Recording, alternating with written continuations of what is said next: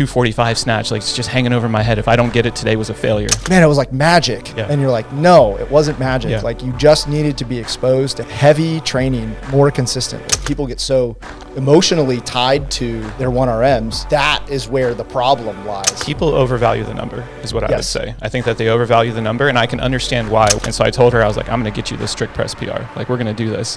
And one of the things that we did that she had never done before, even though she's been in the sport for a long time, is... Hey, Chris. Hey. All right, so I brought you guys in. I wanted to talk 1 rep maxes. The impetus here was I was thinking about how many people you see them go through some mental torment because they've, they hit a 1 rep max and they're comparing themselves to this 1 year or 1 rep max that they hit probably 3 years ago, maybe longer ago. But that's what they hit. And dang it, that's their best. And they're basing their percentages off that 1 rep max that happened on a day where everything was firing just right. Like, if they'd done it 2 days later, they may have not even hit that number. And so I wanted to talk about, that was the reason I wanted to talk about 1 rep maxes. But then we were sitting in the office and it was like, man, we can go on a whole tear of 1 rep max talks. So yeah, I feel like the conversation itself is really just about the mind F that is 1 rep maxes in general.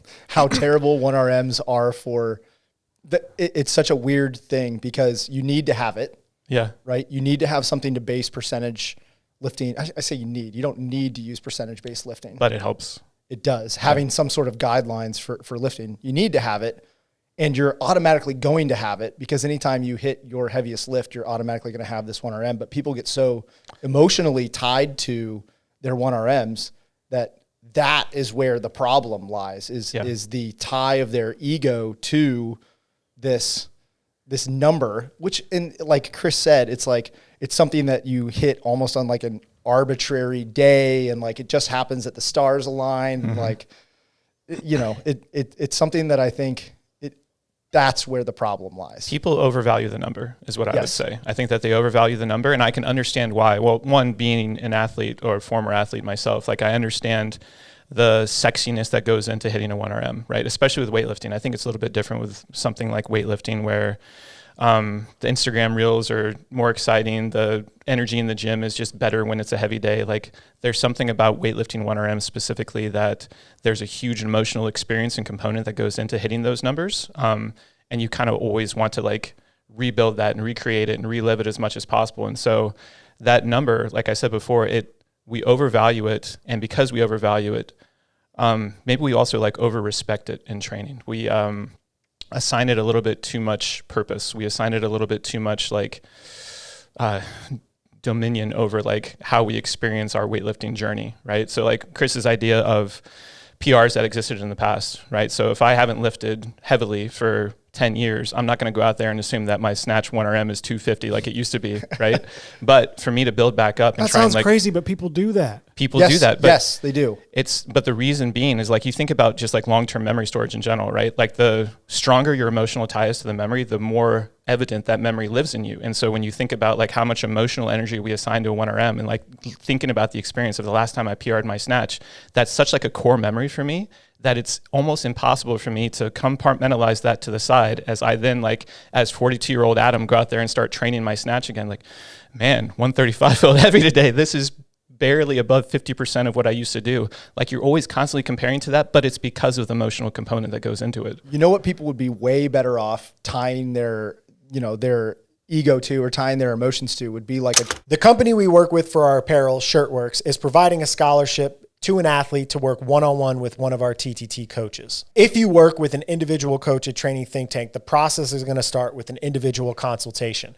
In that consultation, we'll get to know all of your training limitations, what your schedule is like, where you train, what equipment you have, what your needs are from a nutritional standpoint, and really try to dive deep into what your specific needs as an athlete are. From there, the coach writes an individual training program for you based on all of that information, keeps in touch with you on a regular basis, reviews videos as needed, gets on calls, and provides you a service to allow you to get better with an individual point of contact as a coach. So if you or somebody you know is looking to take it to the next level in training and you might be interested in this but not normally able to afford it, check out the link to the application to the Shirtworks scholarship in the description below. You know what people would be way better off tying their ego to or tying their emotions to would be like a daily minimum. I think, and I've actually talked to a lot of my clients about this before, but how important it is to improve your daily minimums versus improving your like once in a blue moon 1RM. Like if you can go out there, you know, using myself as an example, if I could go out and I can hit 265 snatch any day, that puts me in the top fraction of a percent for the 40 to 44 masters division. Yeah. Right. And so if that is what I'm tracking versus, you know, I hit that 287 snatch last year in January. I remember it, and I remember the emotions that are around it. And like, if you were to say, Kyle, what's your one arm? Oh, it's 287. You know, like puff the chest out a little bit. But the reality is, like, I think it's way more important that 265 is like a daily minimum for me. That's like where where my make miss ratio is still just slightly above 50%.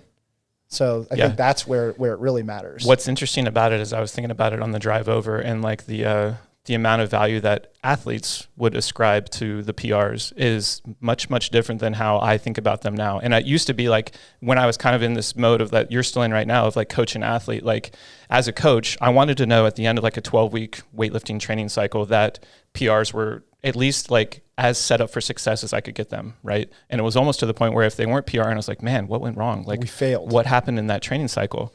And it's gotten to the point now where I want to know not about did they hit a PR at the end of that cycle. I want to know the kinds of things that you're saying in terms of did their consistency at higher percentages improve? Did their ability to address and resolve some of the technical flaws that are limiting their potential for 1RM start to improve?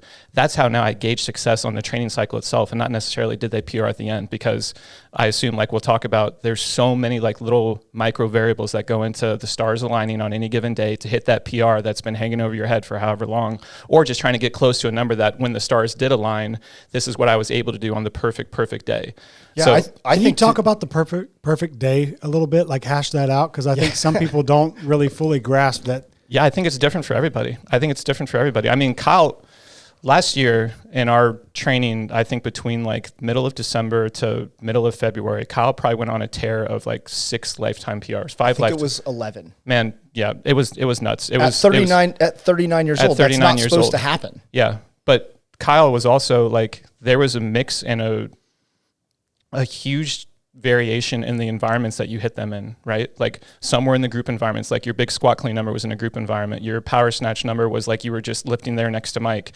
The back squat was like you and I just sitting there training together. Me and Gilpin. Yeah, but it was like there was so many different ways that you did it. But it shoulder press, I was in the corner of TTT and no one was there. It was just you were over like riding a bike. I was watching from a distance. Yeah, but it's like there's lots of things that go into creating the perfect environment. I don't think everybody shares the same, but we can start to talk a little bit more about like if you know that you are setting yourself up, like say you had a really good training cycle, the underlying numbers are supporting the fact that you're probably ready for a PR. What are the kinds of things that you can do as an athlete to try and make those stars align on any given day? Like maybe you can talk about that a little bit more. I think one of the things that a lot of people don't recognize is that when you get to a higher training age, when you've been training consistently for 5-6 years, the amount of nervous system ramp up, and I say that, and like, there's going to be a set of people that are listening to this that understand intuitively what I'm talking about because they've felt it. And then there's going to be another set that are like, yeah, I get ramped up for my lifts, but they don't really understand how emotionally and just like how much nervous system tension you have to be carrying into a lift when you have this long training age in order to hit a PR. Yeah. And the reality is that like competition is something that can bring that out in people. Environments, group environments are the kind of thing that can bring out enough emotional energy to drive people to hit PRs. And then the other thing that we've seen so commonly in CrossFitters is the ladder format, where they almost like the buildup is happening and they're building their confidence as they're going. And then they hit something that's like 5 pounds under their 1RM and they're like, that felt easy. And then it's like almost like one of those things where they finally have the right amount of belief to get themselves ramped up to believe that they can hit it. And then they hit it in a ladder There's like go-to setups that I'll use, like a ladder format like that, when I know that somebody's getting close, because one of the things that I like about it, especially for CrossFitters, is usually the amount of volume of the build-up reps isn't enough to fatigue them, versus like a weightlifter who's not used to that density and that volume as they're building up to 1RM, which the number of lifts that they would take is probably a little bit less.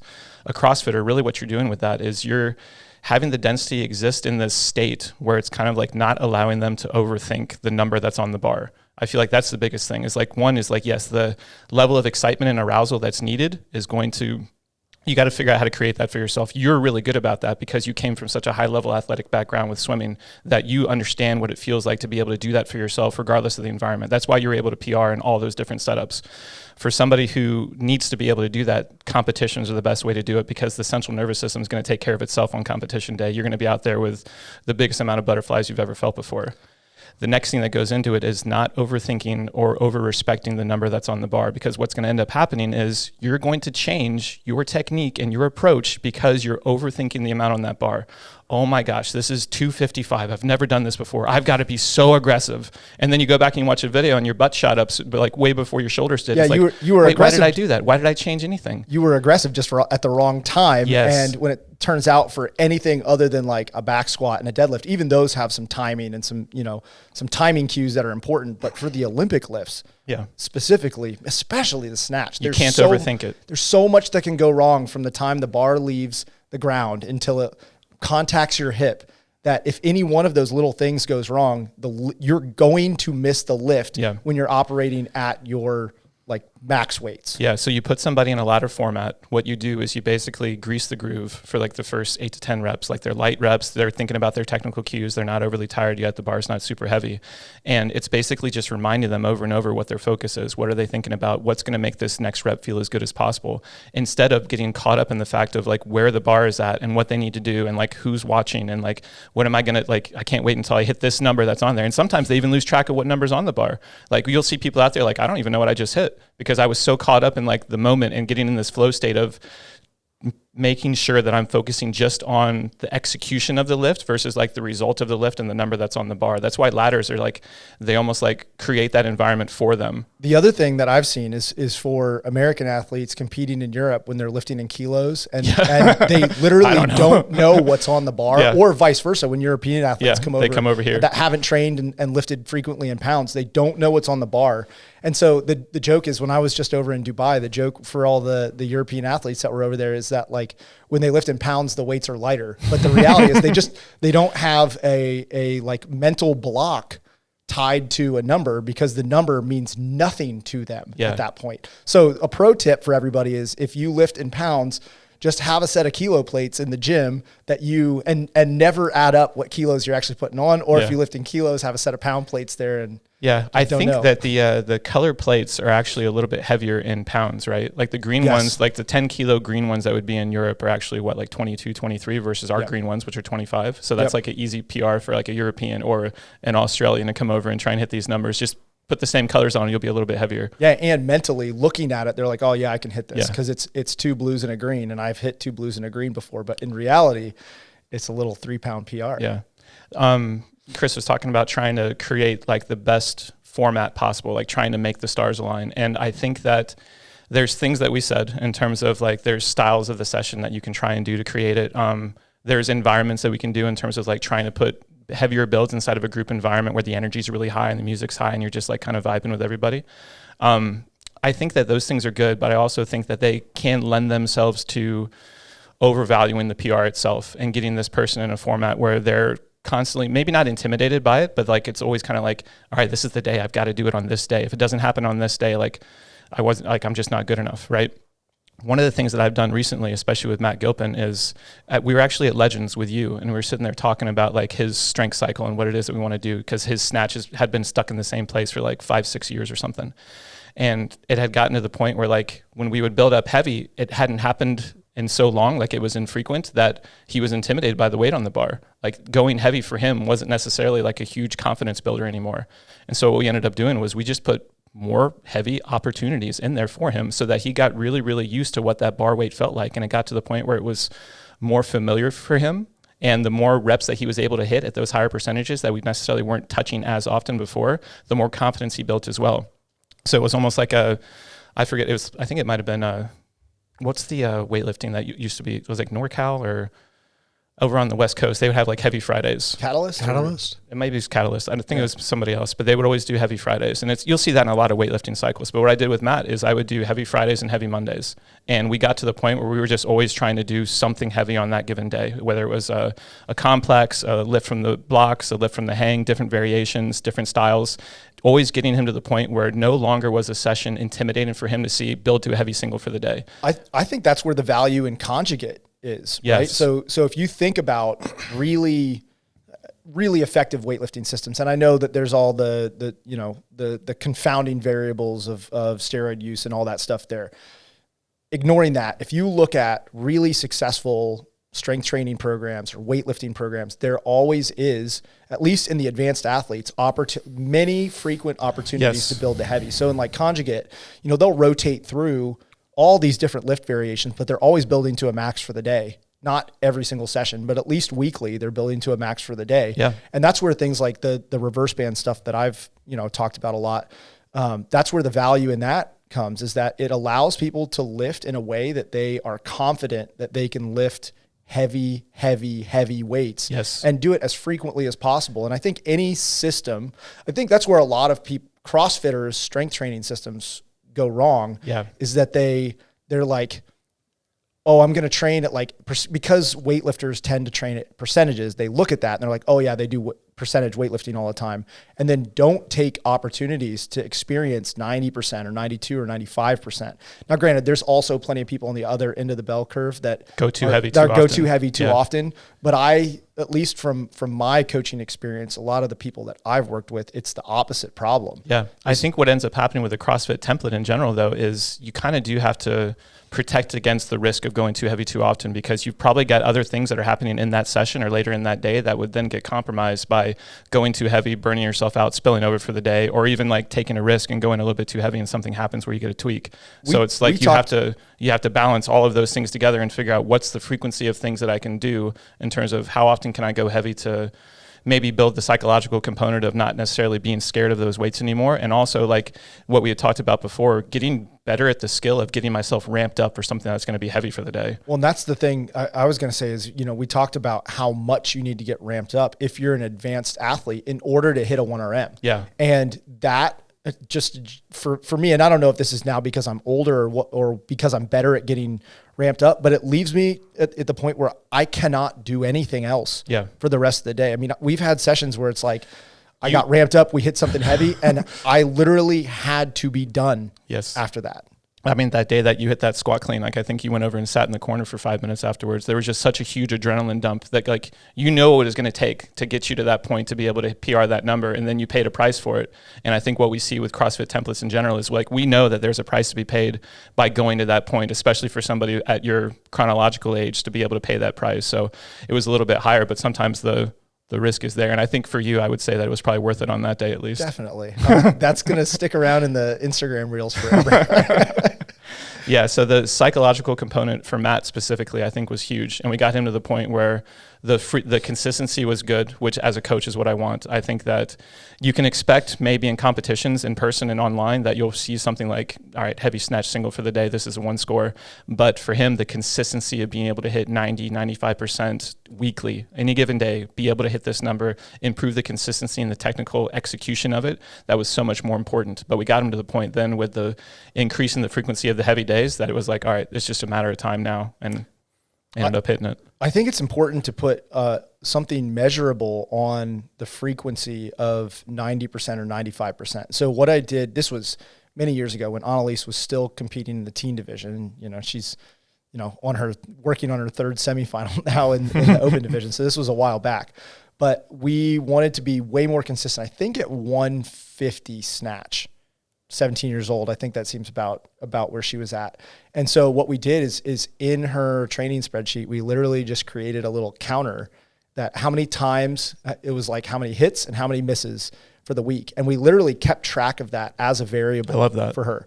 And I, pick a target. 155 was not a 1RM for her. I think it was probably 15 pounds under a 1RM. So probably around 93 to 94%. But it's like what you expect someone to hit at the end of a Metcon in competition. Yeah. And we wanted to see if we could get her to 90%, 9 out of 10 lifts in a week where she'd hit it. And we tracked that. And it only took, once you start tracking something, people tend to improve that metric. Yep. And it only took probably 3 or 4 weeks before she was like 90% makes at 150 or 150. I don't remember the numbers, but anyway, she was like 90% makes there. And she didn't see any improvement in her 1RM, even though we could hit that same load over and over and over and over. And it was just like 10, 15 pounds under her 1RM.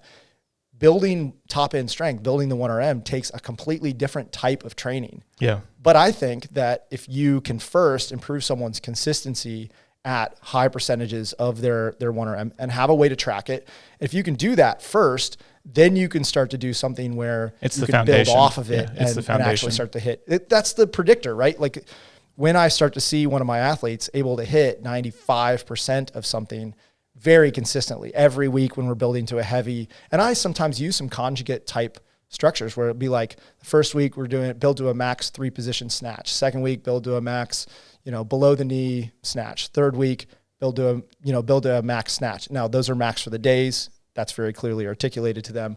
But you go through that and they're always hitting 95%. If you do that for a couple of weeks, you're probably like, hey, let's give them the ladder, right? Let's give them a 30 every 90 seconds, 30 double unders, one snatch, and build to a 1RM and see what happens. And man, that's a pretty good indicator that someone is ready for the stars to align to hit a 1RM. Yeah. The other cool thing about the conjugate approach is the variations in the lifts that usually are included are things that they haven't touched before. So you're almost removing the psychological component of an old PR hanging over their head in terms of like the success or failure of this session is going to be dependent on if I can get that number, right? Like this 245 snatch, like it's just hanging over my head. If I don't get it today was a failure. Like, all right, you've never hit a 3RM below the knee hang snatch before, so you don't know. And so you're just going to go out there and you're going to lift heavy and you're not going to change your technique around what your old PR was because it's not hanging over your head anymore.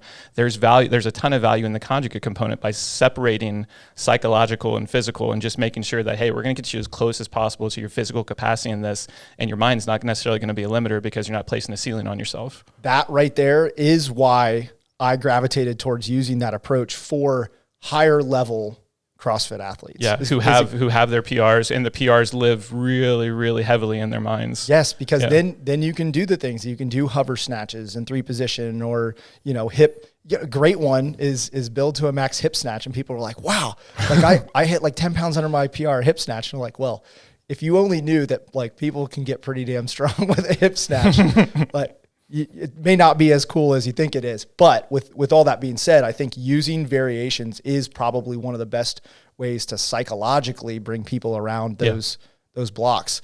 That was Louis Simmons' big gripe with weightlifting, is that when it came to weightlifting as opposed to the powerlifting, people didn't have all the different variations. They would just max out their raw snatch, raw clean and jerk.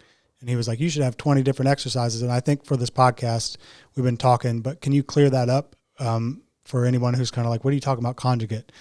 The different variations. Explain that real quick. Yeah. So in the conjugate, I mean, you've done it, but make it clear. Max effort, dynamic effort. Yep. So what we're talking about is the max effort day. And in your max effort day in conjugate, you're going to build to a max effort for the day. Now, that doesn't mean you're building to a true 1RM.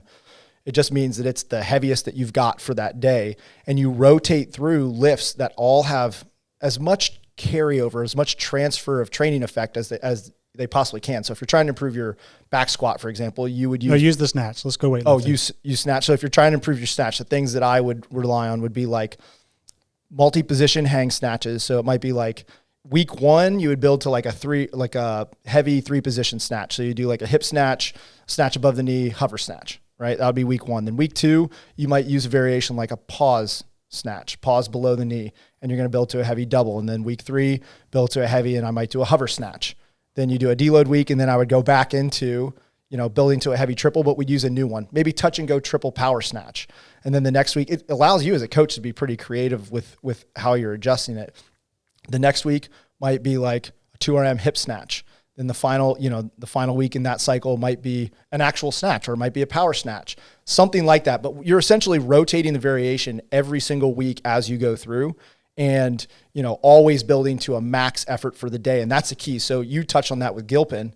There were 2 factors there, right? One's getting around the psychological barrier of, I know what my 1RM snatch is, but they don't know what their 3RM, 3-position snatch is. They don't know what their 2RM hip snatch is. So it takes away the psychological component. And then the other thing it does is it has them working at near maximal loads as frequently as possible, which I think is what drives the training adaptation. Yeah. You get better at going heavy. Exactly. It drives the physical adaptation. Yeah.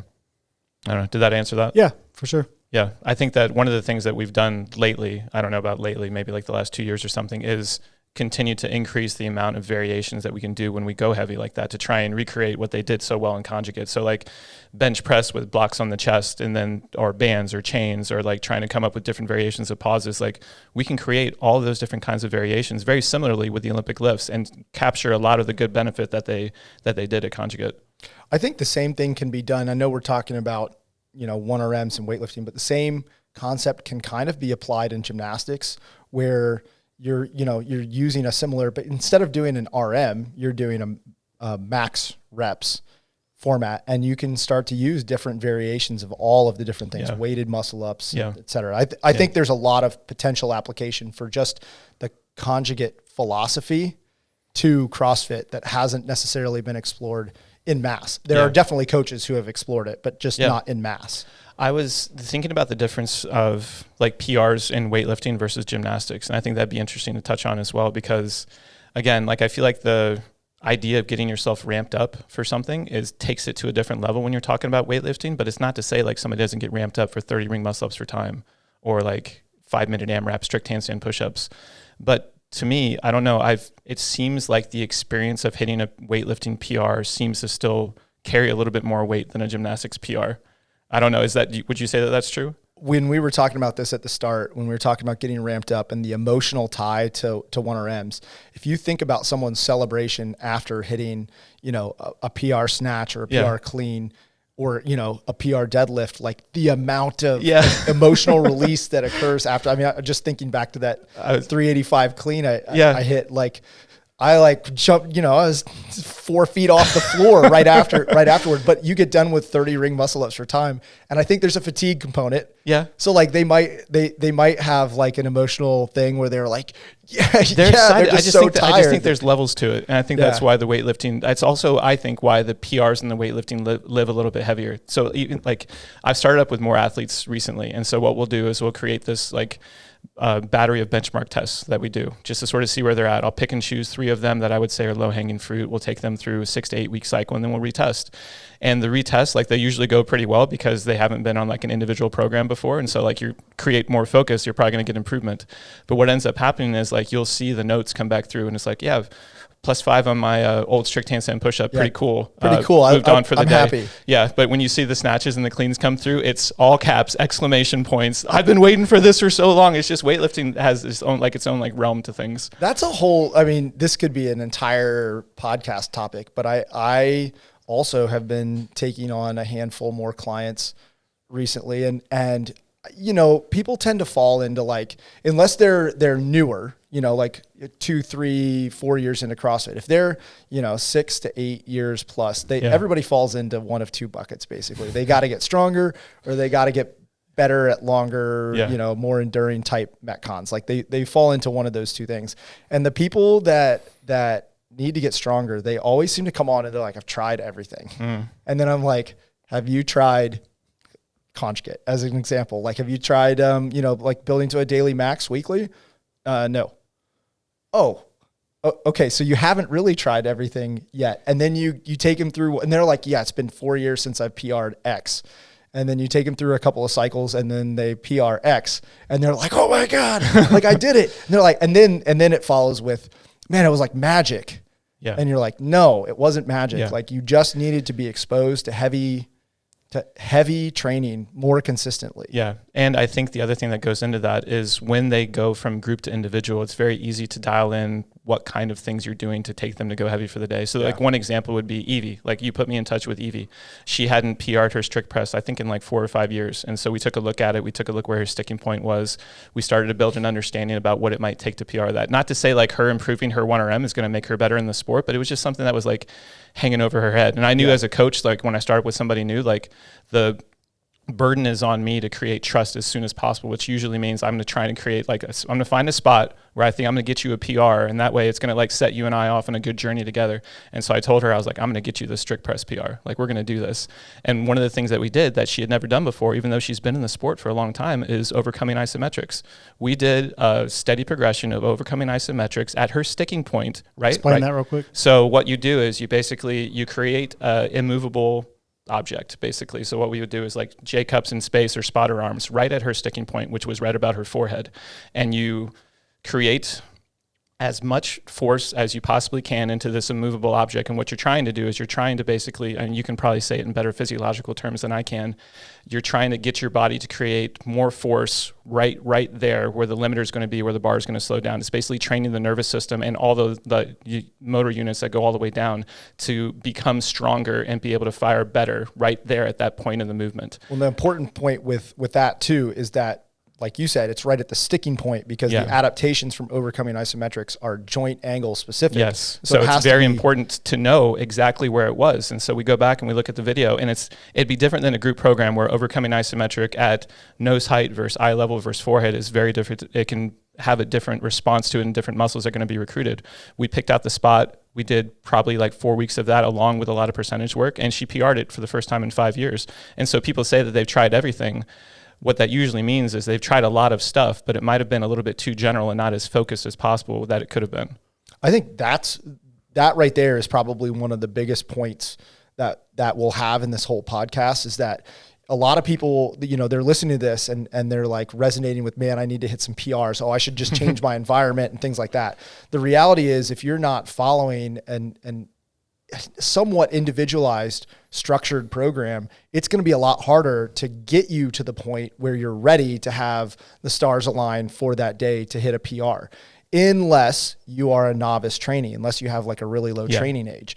But, speaking to anybody who's 5, 6, 7 years into this and has done very consistent, like they've done group programming, they started with their classes, they did the group programming, and they just keep running into these strength roadblocks, like that's when it's time to actually start to do something that's pretty individualized for you, if you want to continue to progress. But to go back to the conjugate thoughts from before, in terms of the variations of the lifts, the heavy lifts that would lead you to get closer, like set yourself up for more success, it would be a really, really good idea to try and individualize those and create like a smaller subset of options that you would choose from that more maybe like singularly focus on where you're weak in the lift, right? So for Matt, it might be like, oh man, he's going to get thrown off below the hip, right? Or he's not going to hit like full extension with his fist still pointing down. So the variations that I'm going to do for him on his max effort day are going to try and expose those things as much as possible, so that he has to overcome those in his technical execution on the heavy days. So that's really what you're trying to do, is like, even if you're on your own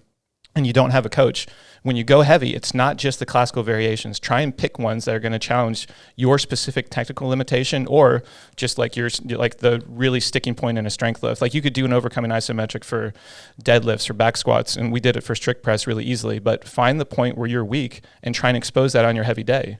Conjugate does such a good, you brought up such a good point, and that's like where Conjugate was effective is, you mentioned like the blocks for bench press, right? And what they'll do is they'll find someone who gets stuck, 4 inches off their chest, and they'll put 4 inches of blocks on their chest and make them overcome that sticking point. Not necessarily with overcoming isometrics, but maybe with overcoming isometrics, or maybe with block presses, or maybe set up, chains so that the maximal load hits right when they hit that sticking point. Yeah. And the same thing can be done in any lift. It doesn't matter if you're talking about a weighted strict pull-up or if you're talking about a snatch. You can always find the weak link in the chain in that lift, and you can hammer that point. Now, there's an important like trade-off factor for a CrossFitter, right? And so we could get really myopic and just like dial it. Okay, we need to improve your back squat. Like you have to improve your back squat. But like, if you think about what's the value of improving a back squat for a CrossFitter, is just building general strength, right? Because it's so infrequently tested. Right. I think I've competed for 13 years now. It's 2025, 14 years. I've competed for 14 years now. Jeez. And I think in like the open regional games format, I think I've tested 1RM one time, a 1RM back squat out of that entire setup. So if you think about it, it's like, well, how much value is there in actually improving your back squat? The reality is you want that to carry over to other things. And so if you spend too much time and effort and thinking about improving just the sticking point in your back squat so that you can PR, you can get this emotional PR on your back squat versus using the back squat as an assistance tool to improve your snatch and clean, which it turns out are going to be tested almost every single year, all the time.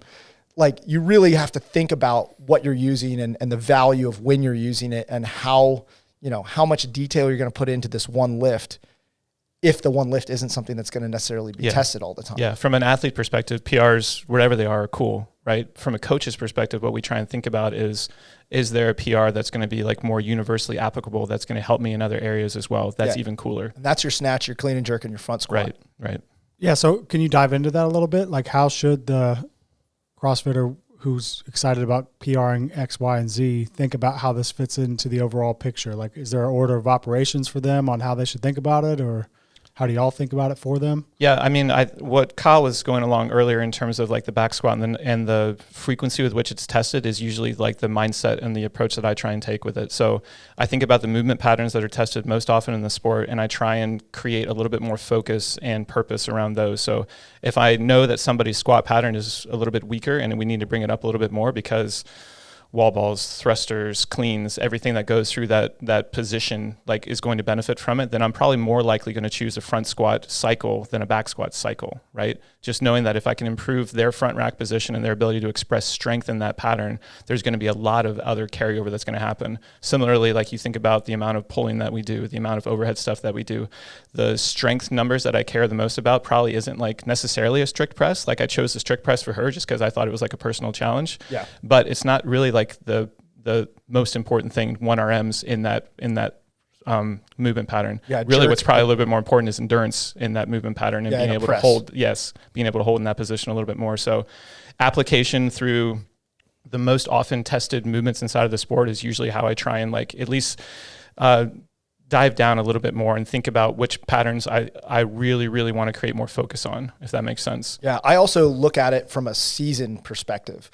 Right. So like during where you're at in the season. Yeah. During the off season, I'll really focus on, I say the big 3, but it's really just back squat and deadlift, because I think that I've found that in general, building athletes just kind of general, robust, I call it foundational strength in the coaching strength course. Yeah. They're building their foundational strength, has good carryover just generally for the rest of the season. Yeah. And then there'll be a point where, and, it's different for every athlete based on, what their season looks like, especially now, because the season is this like, random assortment of qualifiers and competitions throughout the year.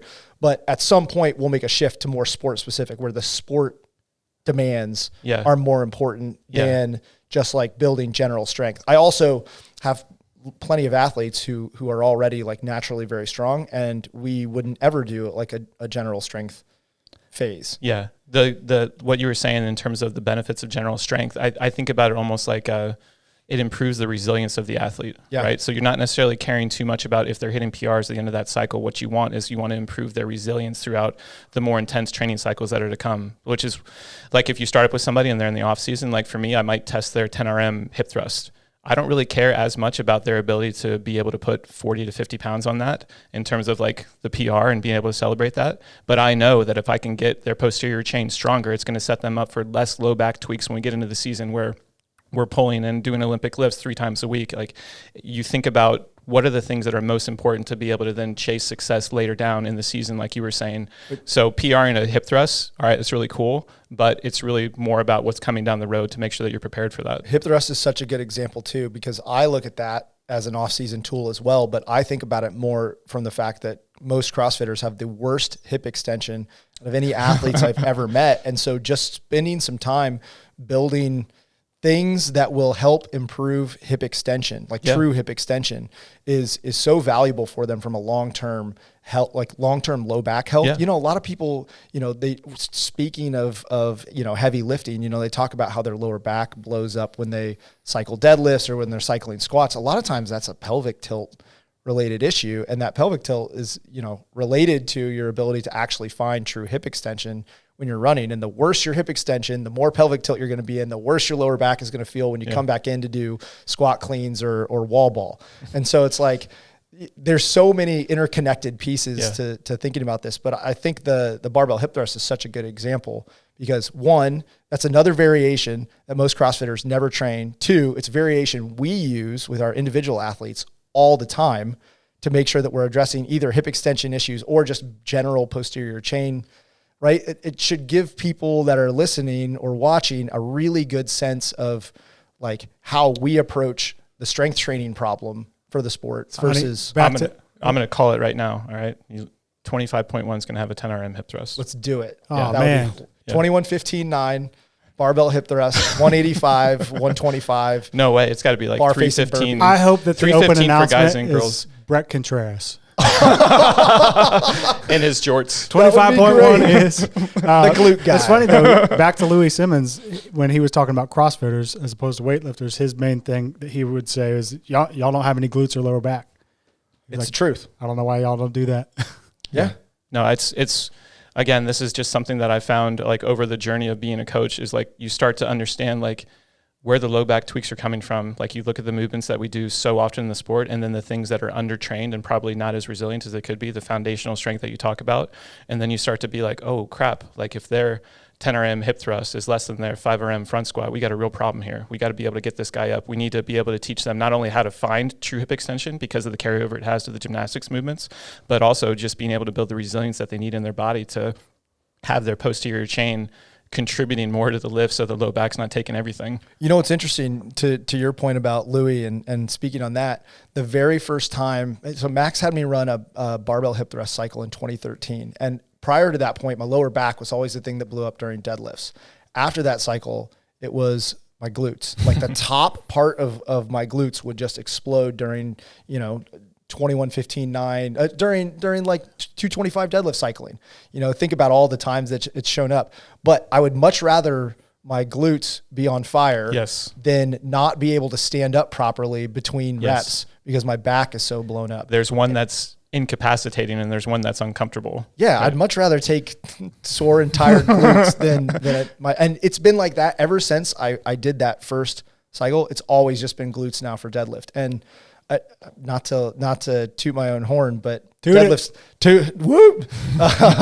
cycling is like my jam. That's like what I'm best at, but I was terrible at it before that original cycle. Now, to be clear to everybody, I'm not saying that you're going to go do one cycle of barbell hip thrust and all of a sudden you're going to be able to be a deadlift cycler, but it definitely contributed and changed the way that my body felt doing deadlifts almost immediately. Yeah. And you're probably going to set yourself up for PR because nobody has 5 RMs and 10 RMs and 1 RMs of a hip thrust unless you're with the Brett Contreras crowd. Let's rewind a little bit. So when we started off, we said people would get trapped in holding their 1 RM, 10 years down the road, they're still, basing all their stuff off that. For me personally, I don't do a lot of CrossFit, but the best cycles I've ever had with the power lifts and strength lifts has been when I follow Jim Wendler's principle of the training max. Are you familiar with that? Yes. And so if you don't know what that is, it's basically what's your recent-ish max, true max, and then you would take 90% of that, and then you'd base your working percentages off that 90%. I feel like that had a ton of value. Is there any, do y'all ever consider stuff like that? Yeah, so I actually use a variation of the 5-3-1 program in my strength cycles with athletes all the time. It's in all honesty, if you asked all of my athletes right now, all of them would say, yeah, I have some version of a 5-3-1 squat in my program right now. But I do that for them rather than using having them take a training max and use 90% of it. I just build that minus 10-ish% into my percentage prescription. Right, so you're just doing it behind the scenes. Yeah, I'm doing it. But speak to why that's now they all important. know, man. Shit. Speak to why that can have value. So it's not coming out of my mouth because no one cares what I say. The way I look at it is it gives people a longer runway to adapt to training, right? So instead of you butting up against 100% in 3 cycles of a 5-3-1, you're really giving them an extra 12 weeks or so of progression, of room to progress. And I tell my athletes all the time, hey, it's in the coaching notes all the time, like, hey, we're intentionally starting light here so that we have runway to adapt. Yeah. And I think a lot of them have now kind of caught on to that idea. And when we're starting a cycle, they're always like, is this because we need some runway? But like the reality is even if you're already strong, you can start with lower percentages and give yourself a longer period of time to adapt, because it turns out that building strength is a long, slow process. Yes. That's and it. The difference between testing 1RMs and then training the strength necessary to be able to test the 1RMs is two very different conversations. But where Chris is going with that, and the value in a training cycle that gives you more runway, I think it comes from the idea that consistency is king. When you're trying to build strength physiologically, you need to be able to have a training cycle that exists, not just for 4 weeks and 6 weeks and 8 weeks. Like, you need to have this guy for the full calendar year where you are constantly in the gym hitting these numbers with high quality. You want training quality over a long period of time. That's how you get stronger. I think that what Wendler did really well with that is he basically he created the guardrails for everybody. He's like saying, you're not going to train at 90% of your 1RM. You're going to train at 90% of 10% of that number, whatever it was, like the math, how it works out. Because I know that for you to be able to improve your strength over the long term, we need to get you into the gym consistently for a long period of time. Yeah. And if we flirt with these higher numbers too often at this point in your cycle, at this point in your season, your training consistency is going to go down. Your training quality is going to go down. And those are variables that I'm unwilling to compromise on. You might tweak. You might get burnt out. And if you've stacked, this is kind of what I do, but if you've stacked, a conjugate structure on top of a Wendler, then again, that means that you have this really long period of time where you're working with high percentages of your 1RM in the lifts that matter the most. And then you're also doing your foundational strength work that is just consistent, and it has this really long runway for adaptation that keeps you coming back and able to just progress. So instead of, and that's the other thing with the 5-3-1, I'll progress it 2 to 3% per cycle rather than 5% per cycle. So it just creates this 20-week long adaptation window versus, if you started Wendler at the top percentages at your 1RM, you would run into the end of that cycle at like 9 weeks. Here's what it did for me. Going back to what you said earlier about you didn't care so much about the 1RM, but you cared about the thing that you could what do you call it? The consistent daily minimums. Yeah, daily minimums. I found that when I did it that way, instead of being like, no, I'm going to base it off my true 1RM and then do percentages that way. When I did the training max, so 90% of my 1RM, then base the percentages off that, I found that I would hit these lifts and feel great. Whereas if I did it the other way, I would grind through them and get them, but I'd feel it wouldn't be, snappy, and it wouldn't be clean. And to me, that had a whole bunch of value. And I think sometimes people underestimate just that. Like, okay, you have a 1RM, but do you have a number you could hit where when you hit it, you felt amazing? That's part of playing the long game, right? Like you need to have methods in place to create training sustainability and consistency. And I think that if you're always ramping up, if you're working if you use like a true 1RM for a Wendler 5-3-1 as your base, then you're going to have to get ramped up for that last set every single time. And going to the well, so to speak, it takes a lot out of you, and you're not going to be able to do that as consistently as you would need in order to build the true long-term strength. Yeah. I think I would go back to the idea that Chris was saying in terms of being able to stack a lot of the good days where the lifts feel really, really good. Because what you're doing there is not only you're teaching your body how to move well and how to create the appropriate amount of tensions for the weights that you're at, but you're also building confidence in that movement for yourself. So especially if it's a weakness movement. If it's a weakness movement for somebody and you know that you've got 18 to 20 week cycle coming up, you don't necessarily want the first 4 weeks to be something that's going to have them in their own heads being like, I'm never going to get better at this. These days are so hard. Like, you almost have to go back and create this new self-image of themselves to build confidence in a movement pattern that's been something that's been hanging over their head for a long time. It's funny. All I'm seeing are parallels to every other type of training too, right? Like the same thing, exact thing can be said for Metcons. It's like all the same. If you come out every time and you do every single Metcon that you do at 100% effort, then there's only so many times you're going to be able to train in the week. And as a result, your total training volume is going to drop. And if your total training volume drops, then you're getting a little bit less time at sport-specific intensities, and so you're going to have less adaptation over a long period of time. So if instead you come in and you're taking everything and being consistent and sustainable, then you're going to give yourself a much longer window to adapt, and your long-term progression is going to be better. Same thing can be said for endurance training or cyclical training or conditioning, right? Like dialing it back a little bit, not always in every single time that, on the floor in a puddle of your own drool and sweat. It's like, this same principle applies to training just in general. It's so measurable in strength training, right? You can say take 90% of your training max and base everything off that. Yeah. That's your starting point. It's so measurable and so clear. It's just a lot harder to do in Metcons and harder, but not impossible. Not impossible. Yeah, it's obviously not impossible because I do it with my athletes. Yeah, we do it. It's something that's solvable. It's just very easy, I think, in Metcons to get a little bit too caught up in what your pace per rep is or what your percent intensity is or what your RPE is for the day. And it's very easy, I think, also in Metcons to, I feel good, I'm going to go a little bit faster on this, or like, I don't need as much rest on this one. Like, it just becomes a little bit more of an ego thing. Maybe in the same way that, like, instead of being 90%, I'm going to go 92%. Or if any given day the iron's hot, like somebody's going to strike. But I think that it is a tendency inside of the sport of fitness for itself to be a little bit harder to create those percentage to make sure the training quality stays high over time. Let's end it with a little rapid fire if we can. When should people, if they're going for 1RM, say that they feel the iron's hot and they're like, okay, I'm going to go for it. And maybe it wasn't written in, maybe it was. At what point as a coach do you say cut it off? Like, or people too ego driven, you can't get them to stop? I'll let you go first. I mean, I think that that's something where you give the athlete a little bit of autonomy, right? So if they're remote, it's basically like, I'm going to try and make sure that they feel empowered enough to make that decision on their own. And listen, if the iron's hot on that day and you're building up and I told you that, hey, stop at 93%, but like, it's there for the day, I'm not going to be mad if you go hit a PR. Like, you're not going to get in trouble for that. Like, we know that there's so many little variables that go into creating that environment where the stars align that you can't count on that happening next week when we had our planned 1RM day, right? If it's this week and it's here and you feel it, go for it. I feel like I would want all of my athletes to sort of know, like, I would sign off on that session for the day. Now, if it's happening week after week and we're ending each session with 5 misses, then there's a different conversation that has to happen. But when you sort of get that sense that today's going to be the day, even though it wasn't written necessarily in your program, I think that I would say, hey, go do it. Go get this done. I think it comes down to the fact that I trust my athletes, that I trust that if they believed that it was going to happen, it was worth it. But I do think that putting like a limit on the number of attempts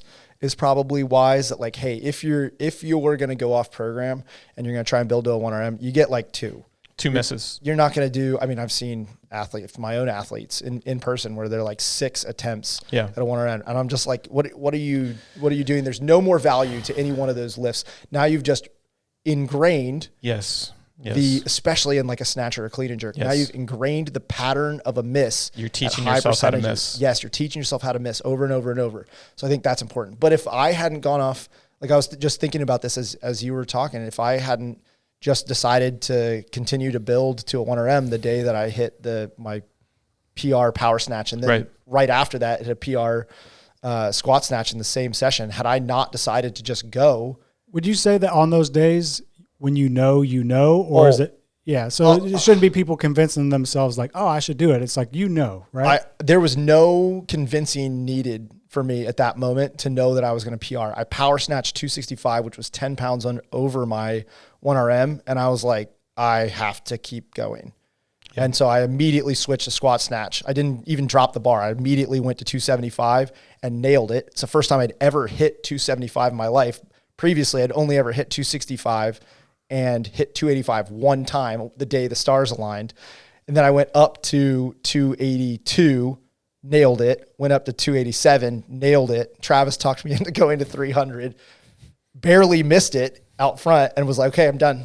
So that was it. I stuck to it was 1 miss and that was it. But there was zero doubt in my mind with the 255 power snatch even. I was like, that was easy and that's my PR. Yeah.